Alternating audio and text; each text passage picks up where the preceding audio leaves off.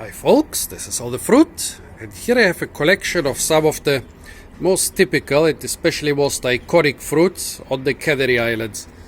Canary Islands are a subtropical beach and fruit paradise. Basically here you can find a lot of the fruits of the world, pretty much all of the subtropical ones and also a lot of the temperate and tropical ones.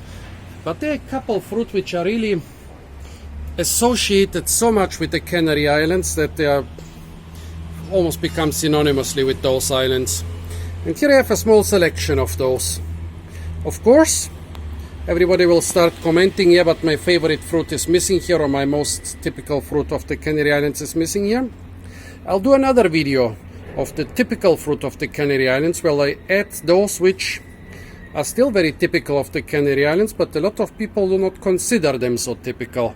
So let's see first what's in the first video. Well, for one, there is some shade over the cactus fruit. Well, the banana, the backbone of Canary Island agriculture and the big political issue in the European Union because of the ample subsidies.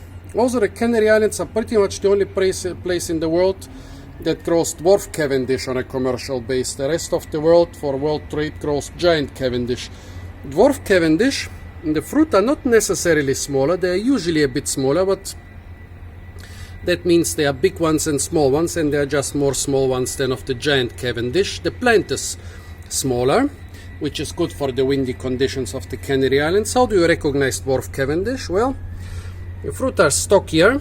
Usually the front is thicker. Those here are not too thick and stubby, but yeah, I'm not sure if I would recognize them in an international supermarket. Maybe I would say, oh, those look a lot like dwarf Cavendish, but I wouldn't be sure. Also, they are more aromatic than the giant Cavendish. Papaya, oh my god. Okay, so you will have to live with the noise of the jackhammer down there. Well, papaya is another very important cash crop of the Canary Islands because just like the banana, it grows pretty much throughout the year except in the coldest weeks of the year. So a very important cash crop, and you can cash in on this crop almost every week of the year. And the papayas you can buy here are so much better. I mean, bananas, you can pick them very green and they will ripen all right in your place if they are not too green.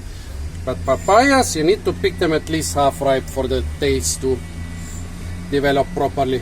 Well, bananas and papayas are the main crop in places like Tenerife. The main cash crop on the island of El Hierro is the pineapple, and it also has its own variety, Rioja Española. It's quite red, it can also be bigger. I bought a small one. They can reach the size of normal pineapples we are used to from the stores. This is a small one. They are quite reddish, quite aromatic, and they should be aromatic because if they are not so ripe in the subtropical sun, they don't get as much sweetness as in the tropical sun. So when they are ripe, they are really sweet, but when they are not completely ripe, they are very sour. The guava, also an important staple on the Canary Islands and on the warm Mediterranean Spanish coast, comes from South America, but now it's very typical for Spanish culture. In the supermarkets they sell a type of dry jam which you can actually cut with a knife and put on your bread. So guavas are very typical for the Canary Islands. If you have never tried them, they don't have a very extended shelf life. If you have never tried them on the Canary Islands. They are really worth the trouble. Mango, the queen of fruits. Unfortunately, we are not in the mango season now. It's January, and so yeah, what we get here is Tommy Atkins from the refrigerator. I saw thousands or maybe tens of thousands of mango trees in the last couple of weeks, and only maybe 10 of them had one or a few fruit. Passion fruit grow very well on the Canary Islands. Basically, what you will find everywhere is Passiflora edulis in a yellow and red or brown variety.